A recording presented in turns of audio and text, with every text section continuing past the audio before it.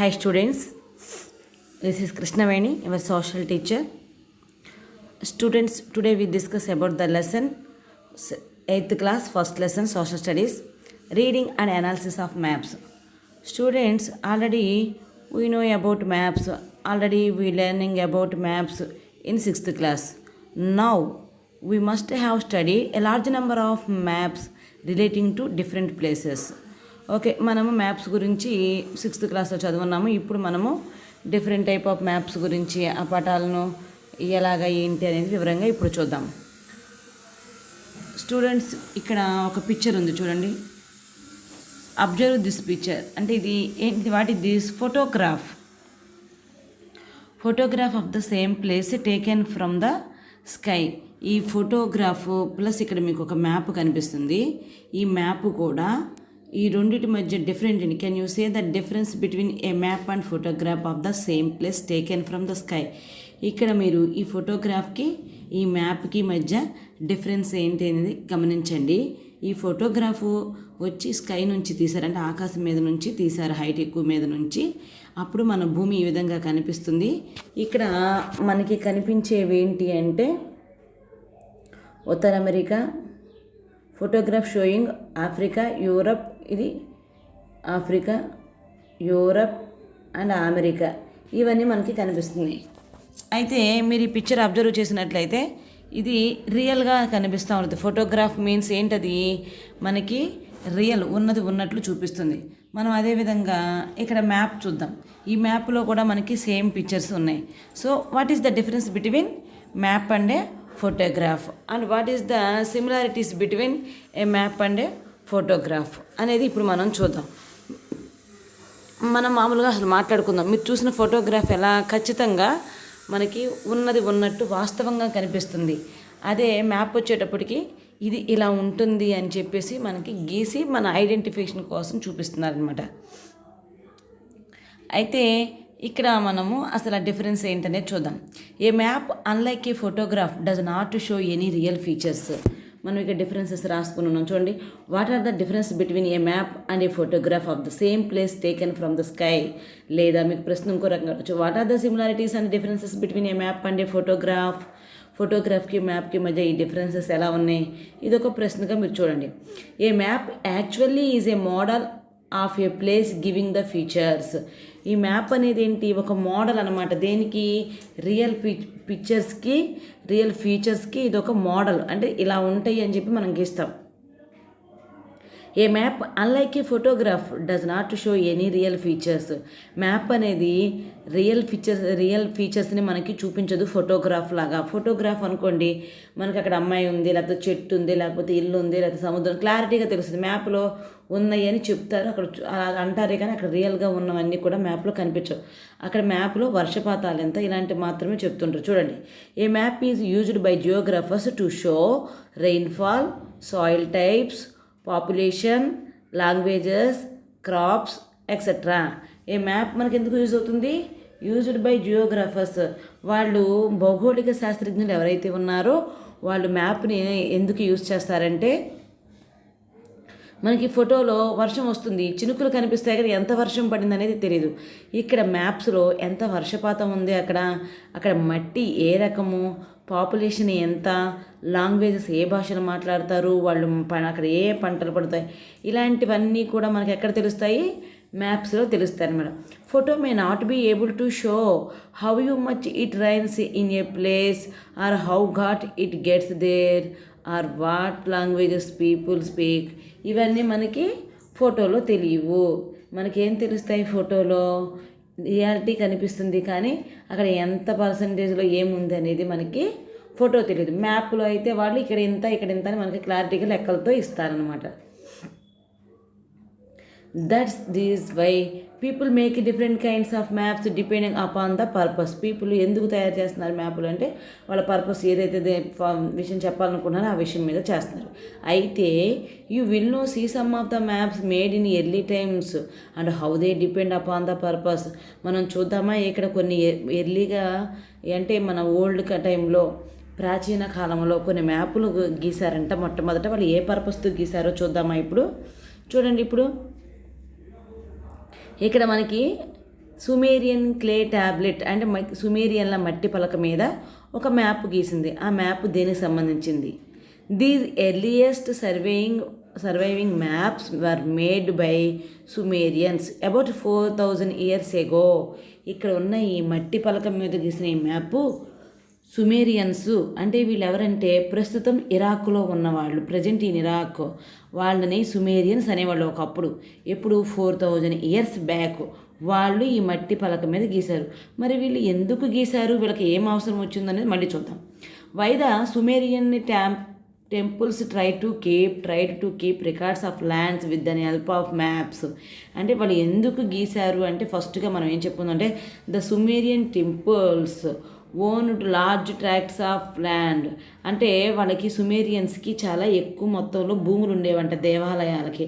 ఆ భూముల్ని నుంచి వచ్చే ఆదాయాల లెక్కలు తెలుసుకోవడం కోసం ఎక్కడ ఉన్నాయి ఈ భూమి నుంచి ఎంత ఆదాయం వస్తుంది, ఆ సైడ్ ఈ భూమి ఉంది దాని నుంచి ఇంత ఆదాయం వస్తుంది అని ఆ లెక్కలు తెలుసుకోవడం కోసం వాళ్ళు మ్యాప్స్ తీసుకున్నారు. They had to keep account of income from the lands. ఆ ల్యాండ్ నుంచి వచ్చే ఇన్కమ్ గురించి తెలుసుకోవడం కోసం వాళ్ళు ఈ భూముల యొక్క పటాలని గీసుకున్నారనమాట. స్టూడెంట్స్ ఇక్కడ క్వశ్చన్ సరిగ్గా లేదు, ఒకసారి చూసుకోండి. తర్వాత next so they kept the maps. అందువలన వాళ్ళు మ్యాప్లను భద్రపరచుకోవాల్సి వచ్చింది. Next what is the present name of Babylonians. మనం బాబిలోనియన్స్ అంటే ఏమనుకున్నాము, వాళ్ళు బాబిలోనియన్స్, సుమేరియన్స్ అంటే ప్రజెంట్ ఇరాక్ వాళ్ళు అనుకున్నాం కదా. మరి what is the present name of Babylonia present name ఏంటి? ఇరాక్. వీళ్ళు కూడా ఇరాక్, ప్రస్తుతం ఉన్న ఇరాక్కు చెందిన వాళ్ళే సుమేరియన్లు మరియు బాబిలోనియన్లు. ఇప్పుడు మనం బాబిలోనియన్ గురించి తెలుసుకుందాం. బాబిలోనియన్స్ మ్యాప్ ఈ పక్కన మనకు కనిపించే ఈ మ్యాప్ చూసారు కదా మీరు, ఇది Babylonians map drawn on a K tablet about 2000 years ago. ఇదేమో 2600 years ago ఈ మ్యాప్ని గీశారు.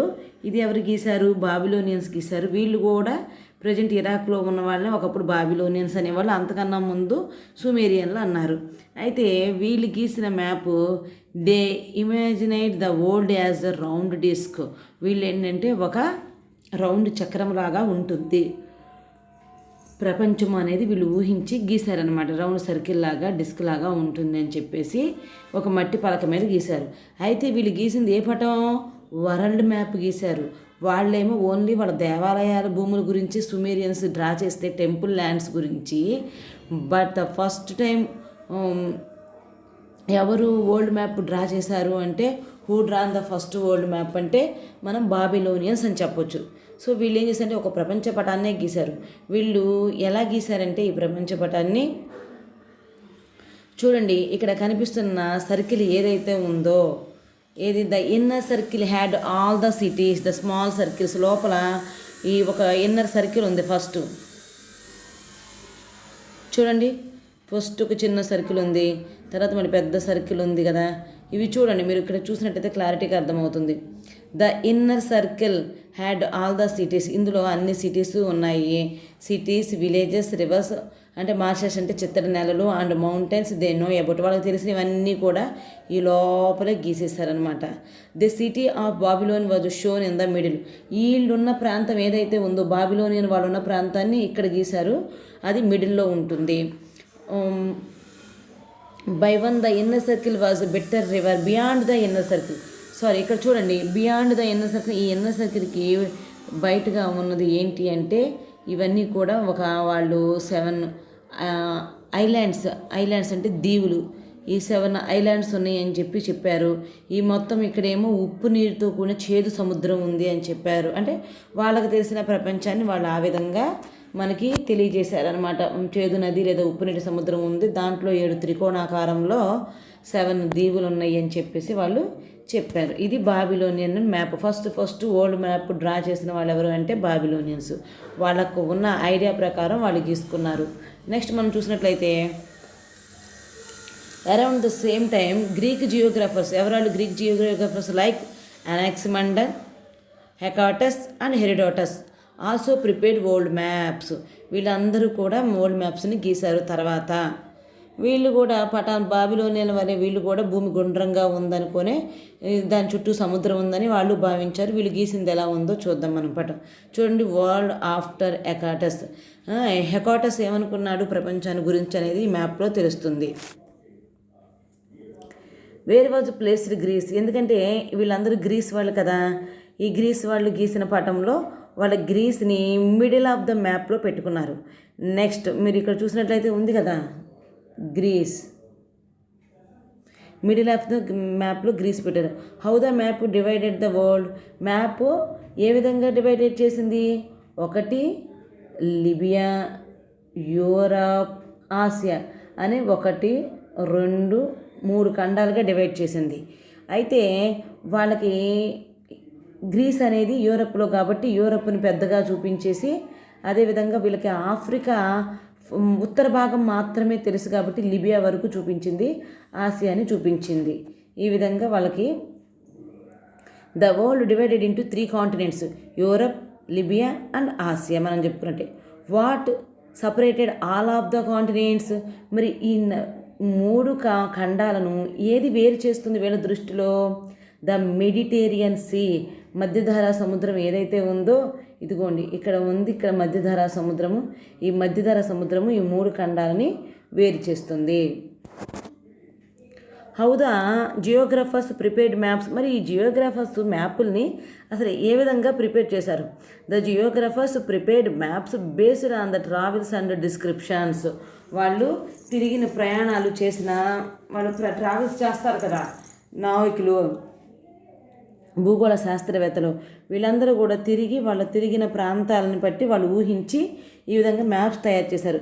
అలా తిరిగి ప్రపంచం మొత్తం అలా తిరిగిన వాళ్ళలో మనం ఒకరి గురించి చెప్పుకోవచ్చు. ఎవరైనా? The great Alexander, a Greek king, 2300 years ago. ఏం చేశారు? ఈయన ప్రపంచాన్నే జయించాలనుకున్నారు. You may have heard of Alexander, అందరూ వినే ఉంటారు కదా. A Greek king who tried to conquer the whole world and came as far as Indian some 2000 years ago. మొత్తం ఇండియాతో సహా ప్రపంచాన్ని జయించి ప్రపంచ చక్రవర్తి అవ్వాలనుకున్న అలెగ్జాండర్ గురించి మనందరికీ తెలుసు కదా. ఇలాంటి వ్యక్తులు ఇలా తిరిగారు కాబట్టి ఇలా అంటే వీళ్ళకి ఒక ఐడియా ఉంది కాబట్టి వీళ్ళ ద్వారా మనం గ్రీకులు ఎక్కువగా ఇవి ప్రపంచ పటాన్ని గీయడానికి ప్రయత్నం చేశారు. వాళ్ళు ఎక్కువ వ్యాపారాలని ఓడల మీద తిరుగుతూ చేసేవాళ్ళు అనమాట, వేరు వేరు దేశాలకు వెళ్ళి. చూడండి గ్రీకులు గీసిన మ్యాప్లు ఎలా ఉన్నాయో చూద్దాం. In order to help the sailors the maps also had to be accurate. ఇవి మ్యాప్లు ఎవరికి అవసరం? నావిక ప్రయాణం చేసేవాళ్ళకి కూడా ఖచ్చితంగా మ్యాప్లు ఉండాలి కదా. So the Greeks try to make the maps accurate with the help of longitudes and latitudes. గ్రీకులు ఈ లాంగిట్యూడ్స్ని లాటిట్యూడ్స్ని యూజ్ చేసుకొని చక్కగా మ్యాప్స్ అనేవి గీసేశారు. Let us see how this was done. చూడండి ఇంకా అవి ఏ విధంగా మనకి ఉపయోగపడుతున్నాయో చూద్దాం. They tried to find out a set of places where the midday occurred at the same time. ఈ లాంగిట్యూడ్ లాటిట్యూడ్స్ని యూజ్ చేసి వాళ్ళు ఎలా మ్యాప్లు గీశారంటే మిట్ట మధ్యాహ్నం అయ్యే కొన్ని ప్రదేశాలను గుర్తించడానికి వాళ్ళు ఫస్ట్ ప్రయత్నించి they were joined with a line from the north to south. అవన్నీ కూడా నార్త్ నుంచి సౌత్ వరకు కలిపారు. This was the meridian or longitude అన్నారు. అంటే రేఖాంశాన్ని ఈ విధంగా కనిపెట్టారనమాట. అంటే ఈ మధ్యాహ్నం అయ్యే ప్లేస్లు అన్నింటినీ కూడా చూసి అక్కడ అన్నింటినీ కూడా జాయిన్ చేసి గీసి లాంగిట్యూడ్ చేశారు. They also try to draw latitudes by joining places which had equal length of shadow. అంటే ఎక్కడైతే మనకి ఖచ్చితంగా మధ్యాహ్నం టైంలో ఈ నీడ మనకి ఒకే దానమే పడుతుందో దాన్ని సమాన పొడవు గల నీడలున్న ప్రదేశాలను కలుపుతూ అక్షాంశాలను గీశారనమాట. ఈ విధంగా వాళ్ళు అక్షాంశ రేఖాంశాలు గీసి ఈ ఖచ్చితమైన కొలతల్లాగా ఉపయోగించి 2 రకాల గీతలతో ఏం చేశారు? With the help of these 2 kinds of lines they డ్రీవ్ A grid on the map and located all places from east to west and north to south along these lines. ఈ లైన్స్ మధ్య వాళ్ళు ఉత్తరం నుంచి దక్షిణానికి, తూర్పు నుంచి పడమరికి ఈ విధంగా వీళ్ళు గీతలను గీసి ఖచ్చితమైన కొలతల ప్రకారం మ్యాపులు తయారు చేశారు అక్షాంశ రేఖాంశాలను ఉపయోగించి. ఈ విధంగా అక్షాంశ రేఖాంశాలను ఉపయోగించి అంటే preparing this lines accurately was not an easy task and it took about 200 years to finally get correct longitudes and latitudes. అంటే ఇవి తయారు చేయడానికి మనకేం తక్కువ సమయం పట్టలేదు. ఈ విధంగా అక్షాంశ రేఖాంశాలను ఉపయోగించి మ్యాపులు తయారు చేయడానికి దగ్గర 2000 సంవత్సరాలు టైం పట్టిందంట, 2000 years పట్టిందంట. But locating places and maps with the help of these 2 lines become very useful for travellers and sailors who could orient the direction of they travel to they destinations. ఈ విధంగా ఎప్పుడైతే వీళ్ళు చక్కగా అక్షాంశ రేఖాంశాల కొలతలతో మ్యాపులు తయారు చేశారో అవి నావికులకు తమ గమ్యాలను చేరుకోవడానికి యాత్రికులకు అవి చాలా బాగా యూజ్ అయింది. అయితే Ptolemy was a famous one of the famous most geographers of the ancient world who prepared detailed maps of the world using these lines. ఎవరైతే టాలమీ అంటే ఎవరనుకుంటున్నారు, అతను మోస్ట్ ఫేమస్ జియోగ్రాఫర్ అంటే భౌగోళిక శాస్త్రజ్ఞంలో ప్రఖ్యాతిగాంచిన వాడు. అతడు పటాలను చాలా వివరంగా తయారు చేశాడనమాట. దీస్ లైన్స్ ఈ అక్షాంశ రేఖాంశాలను ఉపయోగించి. However these maps were all last a long time ఎగో. ఈయన అన్నీ తయారు చేశాడు కానీ బట్ ఇవన్నీ కూడా ఇప్పుడు మనకి అందుబాటులో లేవు, ఎందుకంటే ఎప్పుడో చానాళ్ళ క్రితం కదా. సో అవన్నీ కూడా మిస్ అయినాయి అనమాట. చూడండి, మనకి టాలమీ గీసిన ఈ ప్రపంచ పటము అనేది మనకి చక్కగా అక్షాంశ రేఖాంశాలను యూజ్ చేసి చాలా క్లారిటీగా చెప్పారు. అయితే ఇంకా వాళ్ళే కాకుండా ఇంకా వేరే వాళ్ళు కూడా మ్యాపులు తయారు చేయడం అనేది మొదలుపెట్టారు.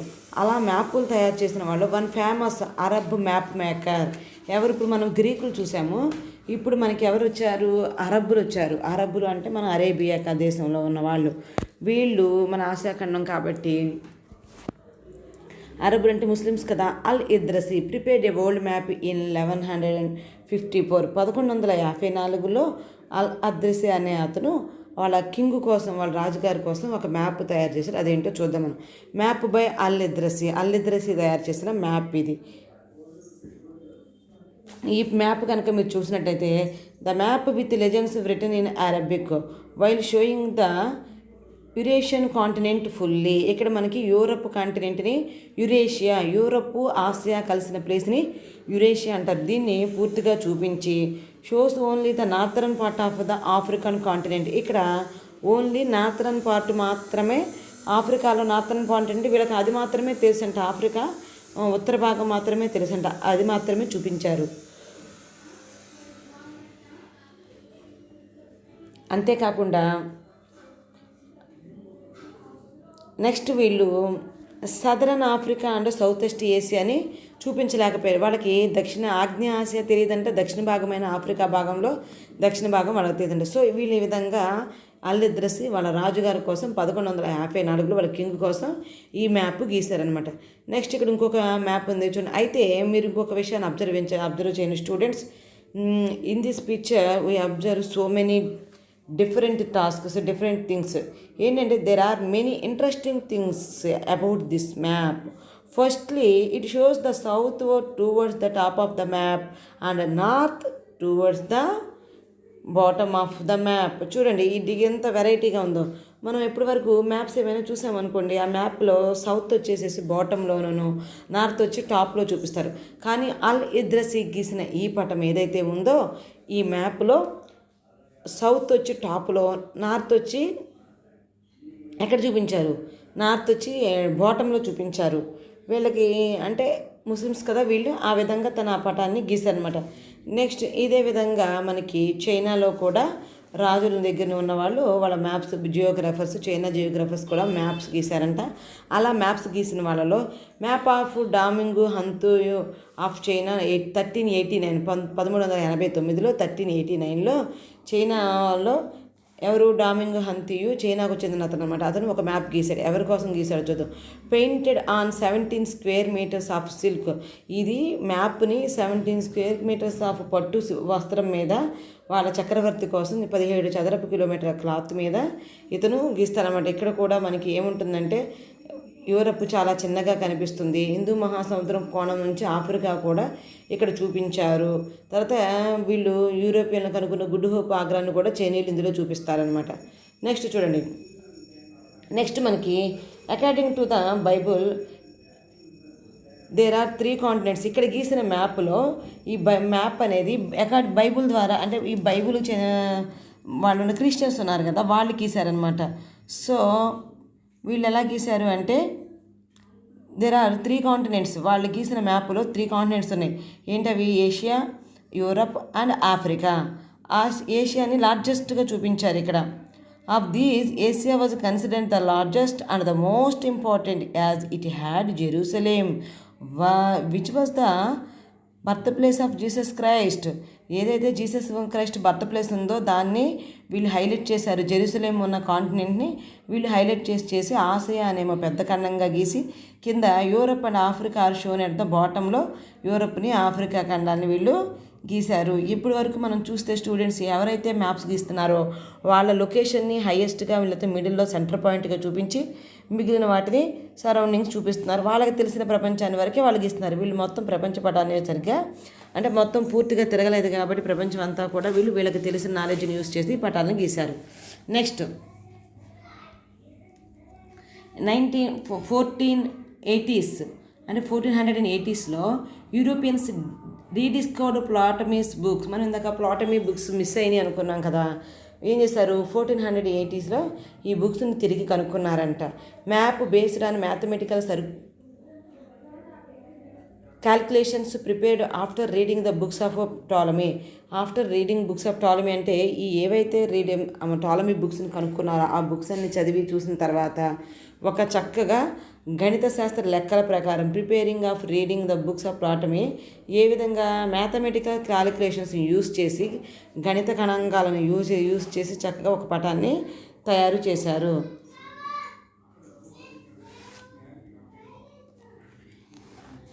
నెక్స్ట్ మీకు అందరికీ తెలుసు కొలంబస్ వాస్కోడిగామా. ఎవరు వీళ్ళు? During the 15th century Ptolemy inspired a new enthusiasm in the non-Arabic world and same important schools, the Italian school of the French school, the English school. అంటే వీళ్ళందరూ ఏంటంటే ఈ టాలమీ మ్యాప్స్ అవి చూసి inspire అయ్యి చాలామంది ఫ్రెంచ్ స్కూలు ఇటాలియన్ స్కూల్ అంటే ఇవన్నీ ఏంటంటే వర్తక వ్యాపార కేంద్రాలు. వీళ్ళందరూ కూడా ఏం చేశారంటే వాళ్ళ దేశాల నుంచి వేరే దేశాలకు వచ్చి వలసలు ఏర్పాటు చేసుకోవాలనుకున్నారు. అలా వలసలు ఏర్పాటు చేసుకొని కాలనీస్ ఏర్పాటు చేసుకొని వాళ్ళు వేరే ప్రాంతాలను కనుగొనడం స్టార్ట్ చేశారు. అలా స్టార్ట్ చేసిన వాళ్ళలో కొలంబస్ ఒకడు. Columbus vent west words and discovery America. Columbus ఏం చేశాడు? అలా ప్రయాణం చేస్తూ వెస్ట్ యూరోపియన్ అతను మనకి వెస్ట్ సైడ్కి ప్రయాణం చేశాడు. వెస్ట్ సైడ్కి అంటే పశ్చిమ దిక్కుకు ప్రయాణం చేసి తను అమెరికాని కనుగొన్నాడు అనమాట. ప్రయాణం చేసి అమెరికాని కనుగొన్నాడు. అదేవిధంగా Vasco da Gama while America discovered America while Vasco da Gama went around Africa and reached India. ఆఫ్రికాను చుట్టుముట్టి తిరిగి వచ్చి ఈ ఎవరైతే ఉన్నారో వాస్కోడిగామా పోర్చుగీస్ నావికుడు అతడు మన ఇండియాని కనిపెట్టాడు. అంటే ఆఫ్రికా కింద నుంచి చుట్టూ తిరిగి వచ్చి గుడ్ హోప్ అగ్రం మీదుగా వచ్చి అతను భారతదేశాన్ని కనుగొన్నాడు. భారతదేశం పలానా ప్లేస్లో ఉంది నేను చూశాను అని చెప్పేసి కనుగొన్నాడు. వీళ్ళందరూ ఏంటి అంటే వాళ్ళ వర్తక వ్యాపారాలని డెవలప్ చేసుకోవడం కోసం ఇలా మ్యాపులు గీస్తున్నారనమాట. అంటే వీళ్ళకి ఏం ఐడియా వచ్చింది? All these also help to prove that the earth was not a flat disc but a sphere like ball. వీళ్ళందరూ చేసిన ఈ ప్రయాణాల వల్ల వీళ్ళు చెప్పిన మాట ఏంటి అంటే మన ప్రపంచము భూమి అనేది ఫ్లాట్ డిస్క్ కాదు, ఇది ఒక గోళం లాంటిది. ఇటు తిరిగినా కూడా మనం చివరికి వెళ్ళేది మళ్ళీ అదే ప్లేస్కి వస్తాము. ఇది ఎలాంటిది అంటే ఒక స్పేర్ గోళము లాంటిది అని చెప్పేసి చెప్పారు, నిరూపించారన్నమాట.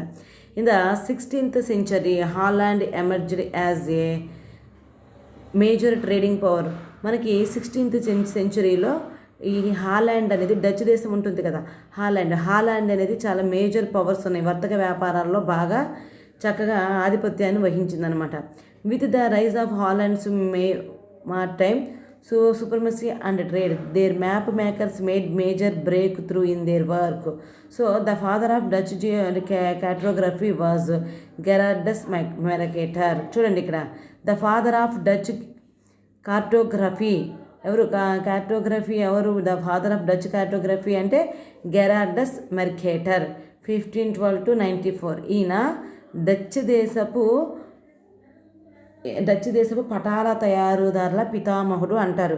గెరార్డస్ మెర్కేటర్స్ మ్యాప్ ప్రొజెక్షన్. ప్రొజెక్షన్ ఏంటంటే మీకు ఇక్కడ అర్థమయ్యేటట్టు చెప్తా చూడండి. Who examined the previous works and did much original works and maps. Mercator's map projection is famously known Mercator projection. Most of the old maps world maps we use are based on his projection. అసలు ఏంటి ఈ projection ఏంటి? మెరికేటర్స్ గీసిన పటాల ప్రక్షేపణనే మెరికేటర్ ప్రక్షేపణ అంటున్నారు, projection అంటున్నారు. అసలు ఈ projection means ప్రక్షేపణ అంటే ఏంటి అంటే బాల్ లాగా ఉంటుంది కదా, గోళంలాగా మ్యాప్ మన భూమి. మరి అలాంటిది మనం కనుక ఒక ప్రపంచపటాన్ని తీసుకున్నాం అనుకోండి, ఆ ప్రపంచపటం ఎలా ఉంటుంది? ఫ్లాట్గా ఉంటుంది. మీకు ఇక్కడ చూపిస్తాను చూడండి. ఈ flat old map by Gerardus Mercator in 16th సెంచరీలో గెరార్డస్ మెర్కేటర్ ఇతను ఈ ప్రపంచపటాన్ని గీసాడు.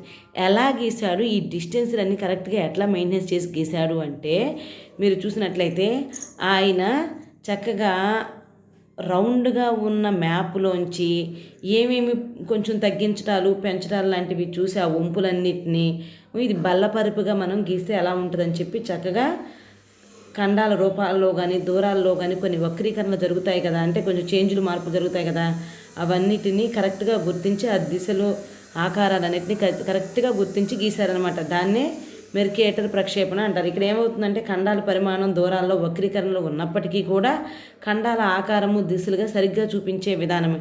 కొంచెం తేడాలు వచ్చినప్పుడు కూడా వక్రీకరణ అంటే మన రౌండ్ నుంచి ఇలా ఫ్లాట్గా చేసేటప్పటికి కొంచెం డిఫరెన్సెస్ వస్తాయి. వచ్చినా కూడా ఆ డిఫరెన్సెస్ని పెద్దగా తేడా లేకుండా కరెక్ట్ దిశలు చూపించే విధంగా అయినా మెర్కేటర్ ఈ పటాన్ని గీశారు. అందుకే ఈయన్ని మెర్కేటర్ ప్రక్షేపణ అంటారనమాట. అది అంటే ఫ్లాట్గా ఉన్నదాన్ని సర్కిల్గా ఉన్న భూమిని ఫ్లాట్గా ఒక మ్యాప్ని కరెక్ట్గా కొంచెం అడ్జస్ట్ చేసి గీసారీనా. ఇక నెక్స్ట్ మనకి ఇండియాని పరిపాలించారు బ్రిటిష్ వాళ్ళు 200 years ago, 200 years. సో వాళ్ళు పరిపాలన చేసినప్పుడు మన మీద వాళ్ళు పెత్తనం చేశారు. వాళ్ళు పరిపాలన చేయడం కోసము మన భారతదేశంలో ఎక్కడ ఖనిజ సంపదలు ఉన్నాయి, ఎక్కడ ఏమున్నాయి, వీళ్ళకి అవసరం. మరి మనం పరిపాలన చేస్తున్నప్పుడు ఖనిజాలన్నీ దోచుకోవాలన్నా లేకపోతే ఎక్కడైనా మ్యాపులు ఉంటేనే కదా ఏ రాజ్యాన్ని ఎలా జయించాలి అనేది ఒక ప్లాన్ చేసుకుంటారు. సో అలాంటివన్నీ ప్లాన్ చేసుకోవడం కోసం బ్రిటిష్ వాళ్ళు ఏం చేశారు అంటే భారతదేశాన్ని తమ ఆధీనంలో తీసుకోవటం కోసం when the British established their power in India, they began making detailed maps of the interiors of the country.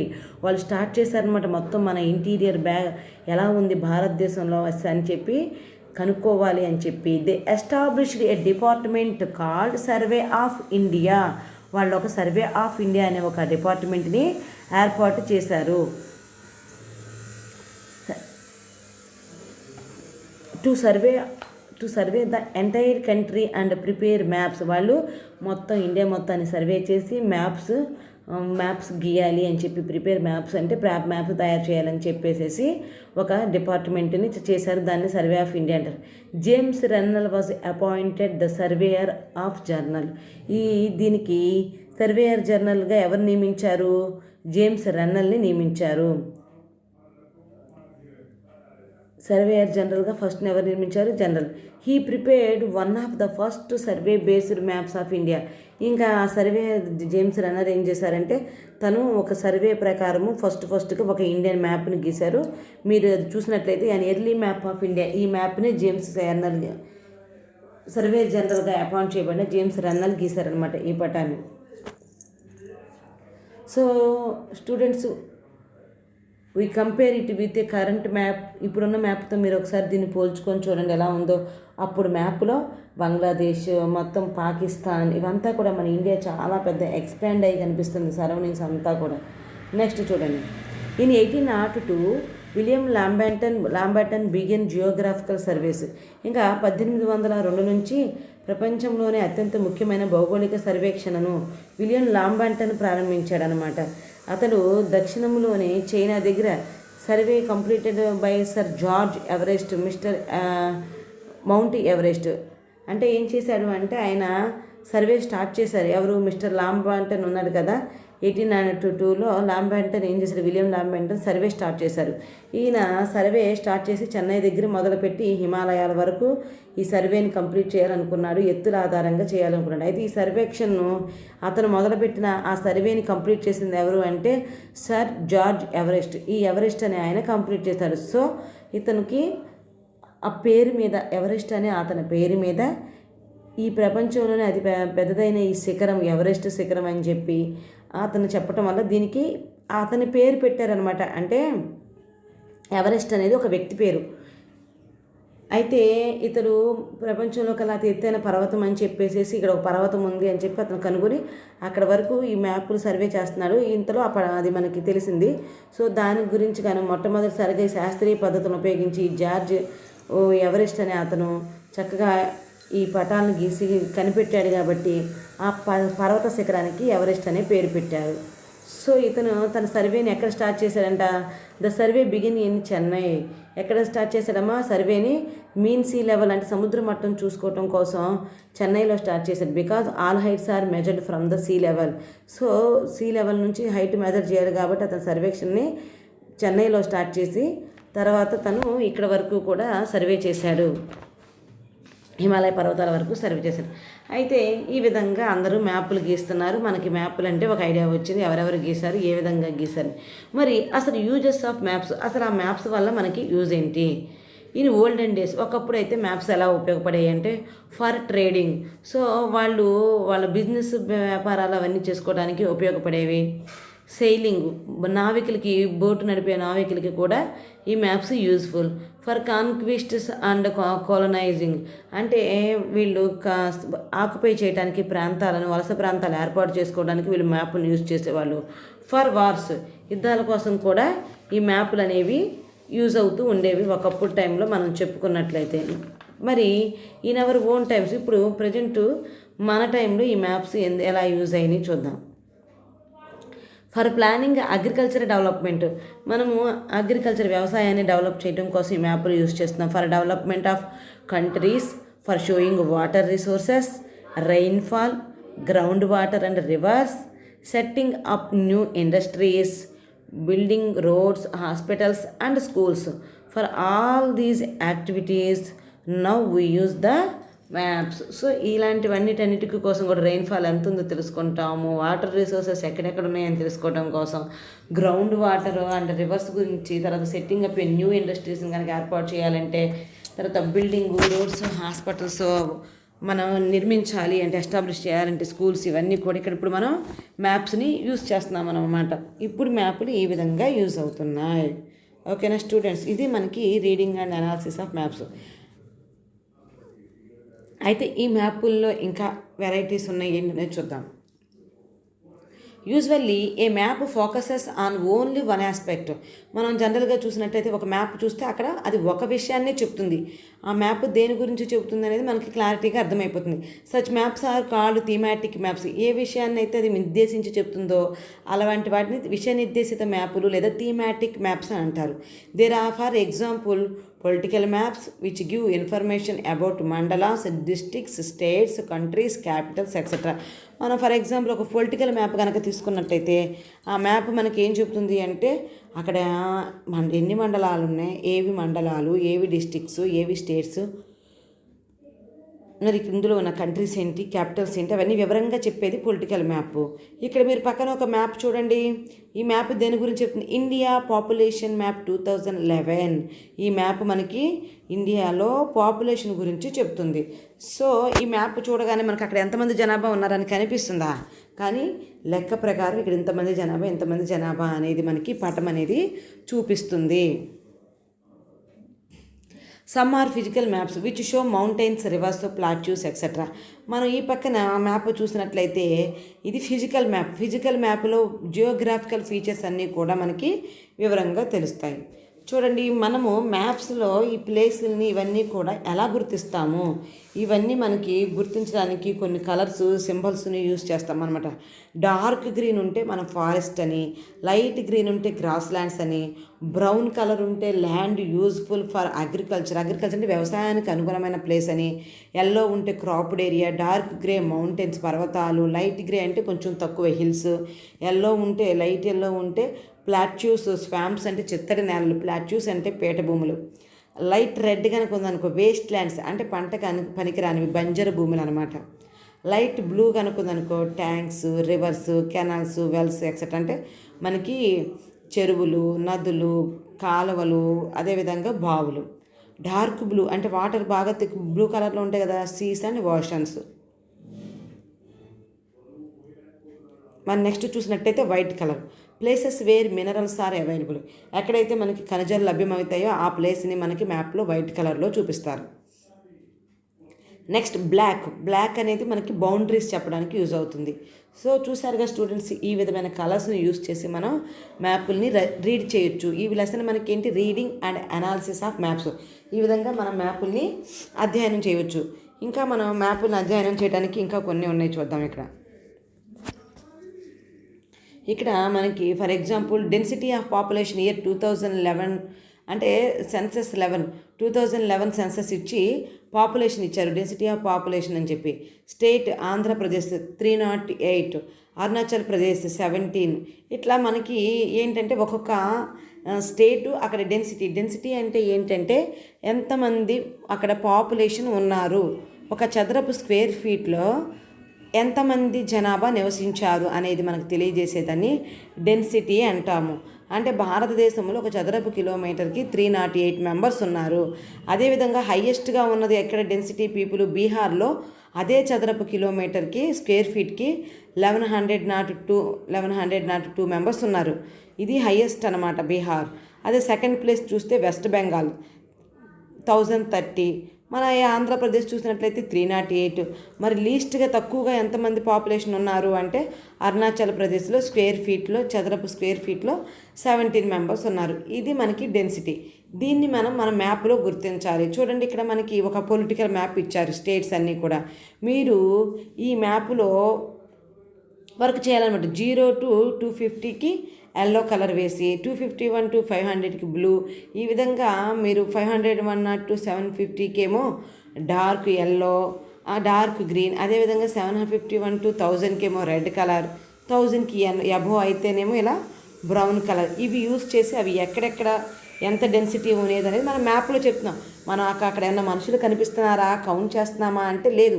అదే పిక్చర్ అనుకోండి, ఫోటోగ్రాఫ్ మనకు కనిపిస్తుంది అనుకోండి, అక్కడ ఎంతమంది మనుషులు ఉన్నారని మనకు క్లియర్గా తెలుస్తుంది. కానీ మ్యాప్లో మనం ఈ సింబల్స్, ఈ కలర్స్ని, ఇండెక్స్ని యూజ్ చేసుకొని మ్యాప్ని మనం గుర్తిస్తామన్నమాట. అప్పుడు ఇక్కడ ఇంతమంది జనాలు ఉన్నారు, ఇంత పాపులేషన్ ఉందనేది మనకి అర్థమవుతుంది. ఇక్కడ మనకి కొన్ని మన సర్వే ఆఫ్ ఇండియా వాళ్ళు, మన సర్వే ఆఫ్ ఇండియా చూసాం కదా, వాళ్ళు కొన్ని ఈ ట్రోపో షీట్స్ని తయారు చేశారు. అంటే ట్రోపో షీట్స్ అంటే మనకి సాంప్రదాయక చిహ్నాలు. అంటే ఏంటి అంటే కన్వెన్షనల్ సింబల్స్ అంటారు. అవి మ్యాపుల మీద గుర్తించడానికి మన సర్వే ఆఫ్ ఇండియా వాళ్ళు యూజ్ చేసిన కన్వెన్షనల్ సింబల్స్ అన్నమాట ఇవి. టౌన్స్, విలేజెస్ అంటే అలా గీయాలి. తర్వాత డిసర్టెడ్ ఫోర్ట్ అంటే ఎలా ఉంటుంది, మనకి చర్చ్ అంటేనేమో పైనేమో సిలువు గుర్తుంటుంది, క్రాస్. అదేవిధంగా టెంపుల్ అంటే ఒక సింబల్ ఉంటుంది, మసీద్ అంటే ఒకటి, లేకపోతే లైట్ హౌస్, లైట్ షిప్, ఇలా ఒక్కొక్క దానికి ఒక్కొక్క సింబల్ని ఐడెంటిఫై చేసి ఇవి మనకి మాట చెప్పకుండా పూర్తిగా ఆ ఫోటో అక్కడ చూపించకుండా ఆ సింబల్ పెడితే ఓహో ఇక్కడ చర్చ్ ఉంది, ఈ మ్యాప్లో ఇక్కడ చర్చ్ ఉంది, లేకపోతే ఇక్కడ బాగుంది, ఇక్కడ నూనె బాగుంది, ఇది రోడ్డు, ఇది మీటర్ గేజ్, ఇదేమో బ్రాడ్ గేజ్ ట్రాక్స్, ఇది మట్టి రోడ్డు, ఇది మామూలు రోడ్డు. ఇవన్నీ కూడా మనకి మ్యాప్లో తెలియాలి అంటే ఈ సింబల్స్ని యూజ్ చేసి మ్యాప్లు గీస్తారనమాట. అంతేకాకుండా ఈ స్టూడెంట్స్ మనకి ఈ లెసన్లో ఇంకేం చూడొచ్చు అంటే కాంటూర్ లైన్స్ గురించి ఉంది. ఆల్రెడీ మీరు 7th క్లాస్లో డిస్కస్ చేసాం, మనం ఆల్రెడీ 7th క్లాస్లో చదివేసుకున్నారు. So representation of relief features and maps అని, అంటే మ్యాప్స్ మీద మనం ఎత్తు పల్లాలని ఎలా చూస్తాము, రిలీఫ్ ఫీచర్స్ అనేది మనకి ఒక టాపిక్ ఉంది. అది ఆల్రెడీ మీకు 7thలో చదివేస్తున్నారు. సో ఒక్కసారి నేను రివైజ్ చేస్తాను. Relief features means the high and low places on the surface of that, అంటే ఎర్త్ మీద ఉన్న హై లో ప్లేసెస్నే రిలీఫ్ ఫీచర్స్ అంటారు. The main relief features are hills, valleys, plateaus, plains, river basins, ఇవన్నీ కూడా వస్తాయి. చూడండి, ఇక్కడ hills, valleys, plateaus, plains, river basins, rocky and sandy places, ఇవన్నీ కూడా మనకి ఏంటవి, రిలీఫ్ ఫీచర్స్. మరి ఈ హైట్లో అవన్నీ మనం ఎలా కనుక్కుంటాము అనేది ఒకసారి చూద్దాము. ఈ హైట్ మనం సముద్ర మట్టం నుంచి ఎత్తు కనుక్కోవాలి అంటే కాంటూర్ లైన్స్ని యూజ్ చేస్తాము. Contour lines are lines on map joining places of same height measured from the sea level. Contours are lines on map joining places of same height measured from the sea level. ఈ contour lines అనేవి మీరు 21వ తారీఖు 9th month కదా, అంటే నిన్న DD8 Saptagiri ఛానల్లో కనుక నేనే లెసన్ చెప్పాను. ఈ కాంటూర్ లైన్స్ గురించే వర్క్షీట్ మనకు అక్కడ మనం డిస్కస్ చేసుకున్నాం. సో అక్కడ మొత్తం మీకు కవర్ అయిపోతుంది. అంటే 7th వర్క్షీట్ మొత్తం కూడా మీకు కాంటూర్ లైన్స్ మీదే డిపెండ్ అయి ఉంది. సో ఆ కాంటూర్ లైన్స్ మనకి ఎందుకు యూజ్ అవుతున్నాయి అంటే సేమ్ హైట్ మీన్ సీల్ అంటే మనకి సముద్ర మట్టం నుంచి ఒకే హైట్లో ఉన్న ఆ పాయింట్స్ అన్నీ కూడా చక్కగా లైన్స్ గీస్తే అవి వాటిని కాంటూర్ లైన్స్ అంటారు. అవన్నీ కూడా ఒకే ఎత్తులో ఉంటాయి అని అర్థం. నెక్స్ట్ చూసినట్లయితే atlas. And atlas is a collection of maps. Atlas అంటే ఏమనుకున్నాం మనం, కలెక్షన్ ఆఫ్ మ్యాప్స్. ఇక్కడ చాలా రకాల మ్యాప్స్ ఉంటాయి చూడండి. Relief and drainage map. ఇక్కడ మనకి ఏంటంటే నదీ వ్యవస్థ ఎలా ఉంది, ఏ ప్లేసులు రిలీఫ్ ఫీచర్స్, భౌగోళిక స్వరూపాలు ఎలా ఉన్నాయి చూడండి.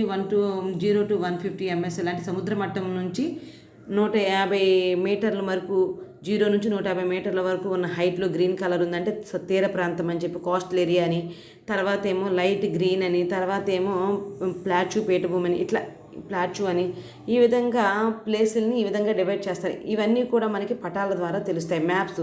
ఈ కలెక్షన్ ఆఫ్ మ్యాప్స్ని ఏమన్నారు, అట్లాస్ అన్నారు. ఇక్కడ మీన్ యాన్యువల్ రెయిన్ఫాల్, ఇక్కడ ఎంత వర్షం పడుతుంది అనేది మనకి తెలియజేస్తుంది. ఈ పటాలన్నీ కూడా మీరు అబ్జర్వ్ చేసుకోండి. సాయిల్స్, ఈ పటం వచ్చినట్లయితే ఏ ప్రాంతంలో ఏ విధమైన నేలలు ఉన్నాయి అని చెప్పి చెప్తుంది.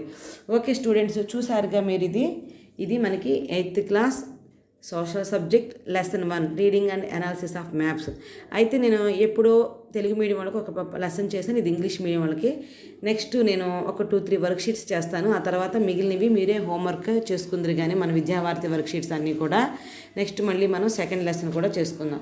సో మీకు కనుక నా లెసన్ ఎక్స్ప్లెనేషన్ కనుక నచ్చిన, ఈ లెసన్ నచ్చిన, అదే ఇంకా మీకు ఈ లెసన్స్ కావాలనుకున్నా మీరు నా ఛానల్ని సబ్స్క్రైబ్ చేసి లైక్ చేసి షేర్ చేయండి మీ ఫ్రెండ్స్కి. మీకు ఏమైనా సందేహాలు ఉన్నా, మీకు ఇంకా ఏమైనా కావాలి అన్నా, లేకపోతే దీని మీద ఏమైనా సజెషన్స్ ఇవ్వాలనుకున్నా మీ డౌట్స్ని కానీ మీ కామెంట్స్ని కామెంట్ రూపంలో నాకు సెండ్ చేయండి. Okay students, thank you.